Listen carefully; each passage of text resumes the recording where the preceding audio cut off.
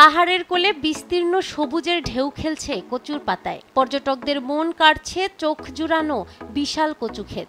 সম্প্রতি সামাজিক যোগাযোগ মাধ্যমে ভাইরাল হওয়া বিশাল এই কচু ক্ষেতে তাই ভিড় জমাচ্ছেন তারা। বন্ধু বান্ধব বা পরিবার নিয়ে এখানে সময় কাটানো হয়ে উঠেছে আনন্দময়।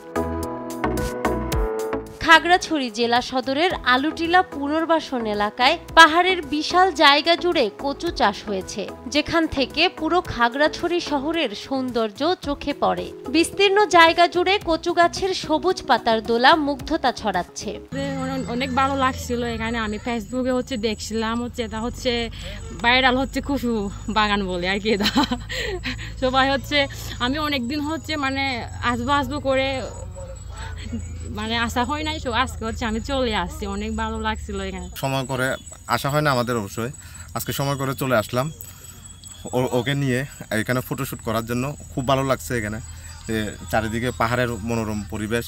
প্রথম আসলাম, ফেসবুকে সবাই পোস্ট দিতেছে, তো ভাবলাম আমরাও ঘুরে আসি বন্ধু বান্ধব মিলে।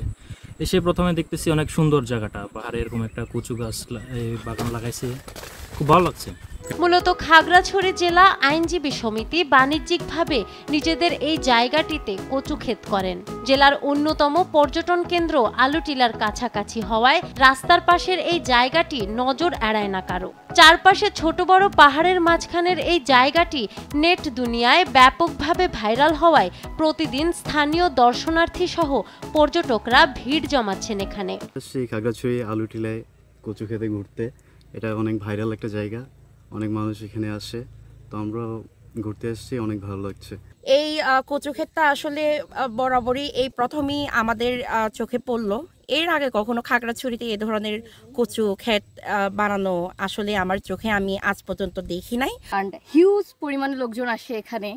কচু ক্ষেত আগে নাকি এখানে এইভাবে চাষ করা হয় নাই, ফার্স্ট টাইম এরকম করা হয়েছে। তো লোকজনের ভিড় প্লাস এত সুন্দর মনোরম পরিবেশে আমরা এসে সত্যি।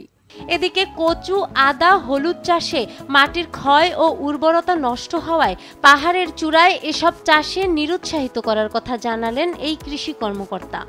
পাহাড়ে কচু, আদা, হলুদ যে সকল ফসল সাধারণত মাটির নিচে হয়, সেই রকম ফসল যদি আমরা চাষ করি তো পাহাড় ক্ষতিগ্রস্ত হতে পারে এবং দীর্ঘমেয়াদে পাহাড়ের জন্যে একটা ধ্বংসের কারণ হতে পারে। এই জন্যে যেমন মনে করেন আদা বলেন, হলুদ বলেন, কচু বলেন, এগুলো কিন্তু কুপিয়ে লাগানো লাগে। তো কুপানোর সময় একবার মাটি ক্ষয় হয়, আবার যদি আপনি যখন উত্তোলন করবেন তখন আরেকবার মাটি ক্ষয় হয়। এই দুইবার মাটি ক্ষয় হয় এবং পরবর্তীতে পাহাড়টা দীর্ঘস্থায়ী হয় না। সেহেতু আমরা মনে করি যে পাহাড়ে এই ধরনের চাষকে ডিসকারেজ বানিয়ে উৎসাহিত করা উচিত।